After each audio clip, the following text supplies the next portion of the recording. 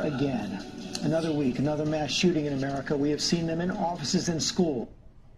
We've seen them in concerts and movie theaters, Walmarts and Starbucks. This time, the killer and his gun entered a small church in a small town in Texas.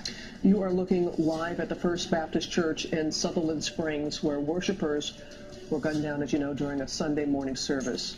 Much like this one that was recorded in the church last week, the pastor was out of town yesterday with his wife, but their 14-year-old daughter was one of the victims. The few images we have of the church show just how small it is, really nowhere to hide. A tiny church. Here is what we know right now. At least 26 people killed, 20 injured. The shooter, who died after a car chase, was 26 years old. He had served in the Air Force but was court-martialed for assaulting his wife and child, then discharged for bad conduct in 2014. One of the big questions, given that record, how did he buy a gun? That is the big question. President Trump has ordered the flag to be flown at half-staff until Thursday night to honor the victims.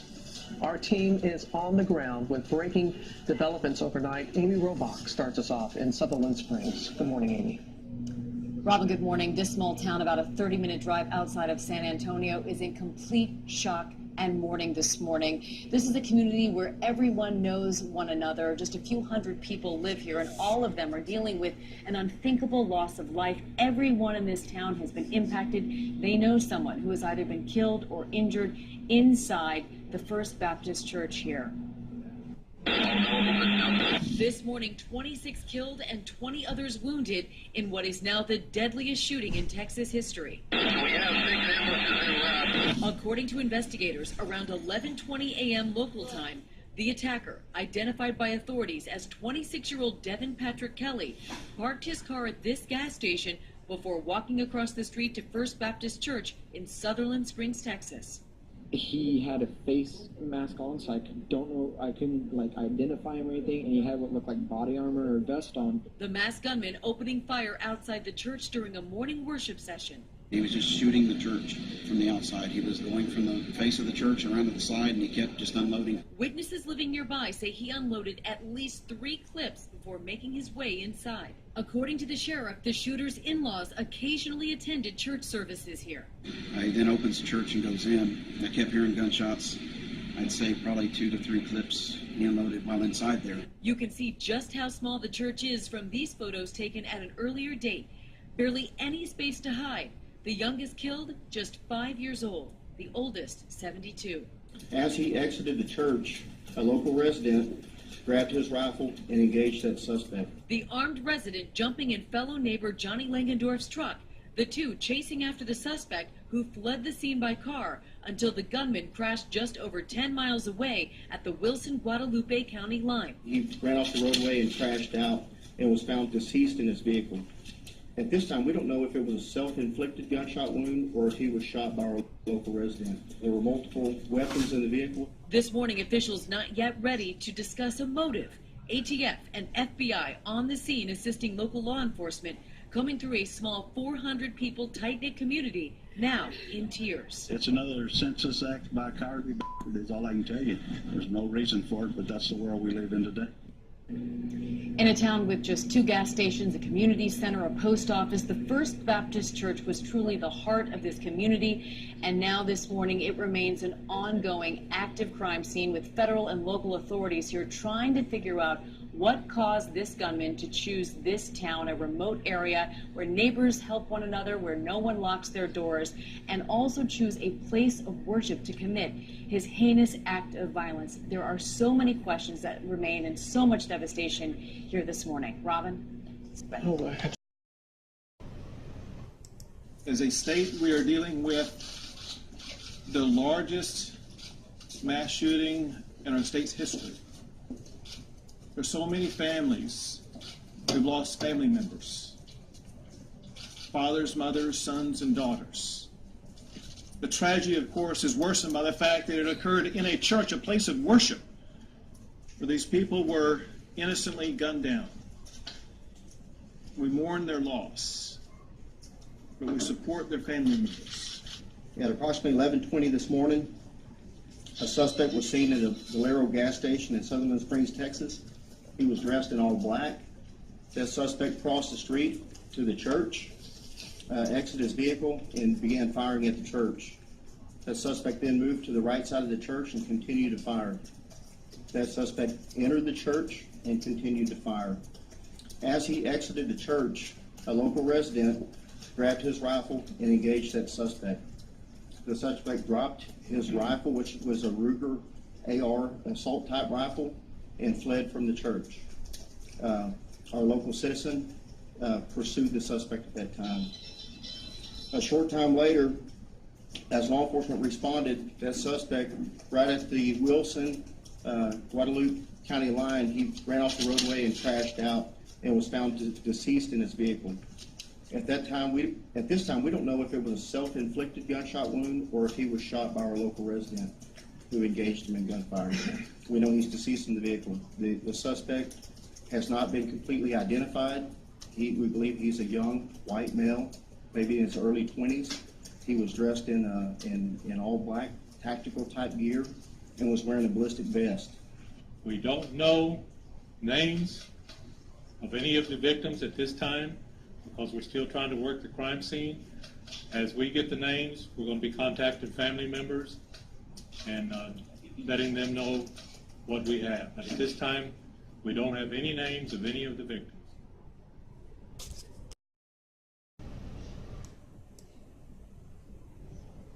Community to help put a stop to it. With me here right now is Johnny Langendorf. He was driving past the church when he saw the shooting. And Johnny, can you tell me what happened next? No, I pulled up to the intersection where the shooting happened, and I saw two men exchanging gunfire, the other being a citizen of the community, and the shooter of the church had taken off, fled in his vehicle, and the other gentleman came and he said we needed to pursue him, that he just shot up the church, and so that's what I did. I just acted and got him off the road. And okay. All right, Johnny, it sounds like we may be having a little bit of a technical difficulty. I'm going to try to switch mics here. All right, Johnny, so could you tell me again, you said that you heard you saw the two men exchanging gunfire, and then one of the men, someone you recognized, jumped in the car? No, I didn't know him at all.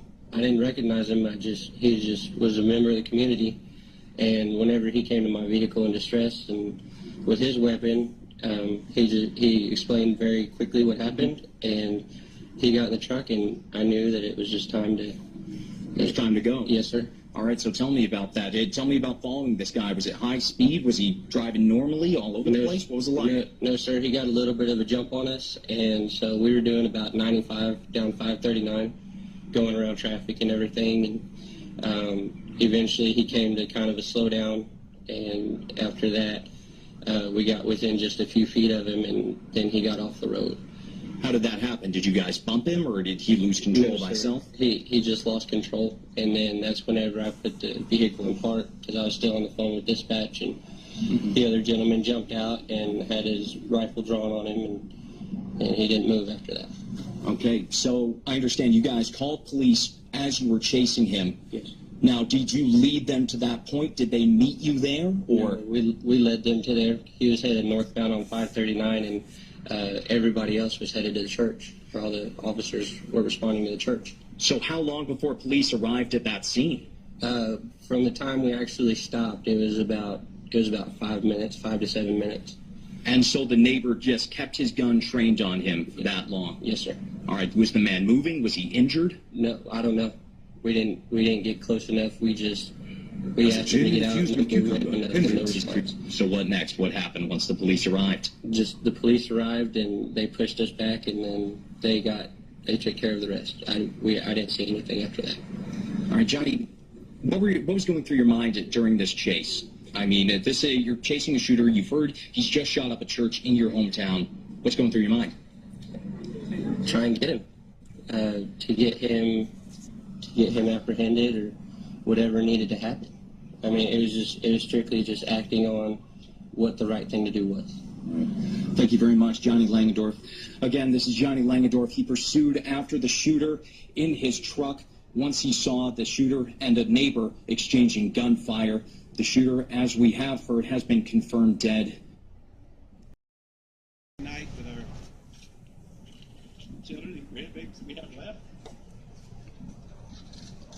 but she's going to share this with you. Frank and I want to say thank you to all the outpouring of love for our family, from family, friends, and complete strangers. I especially wanted to say thank you to American Airlines, who took great care of me all the way from Florida, and my angel flight buddy, Chris, wherever you are.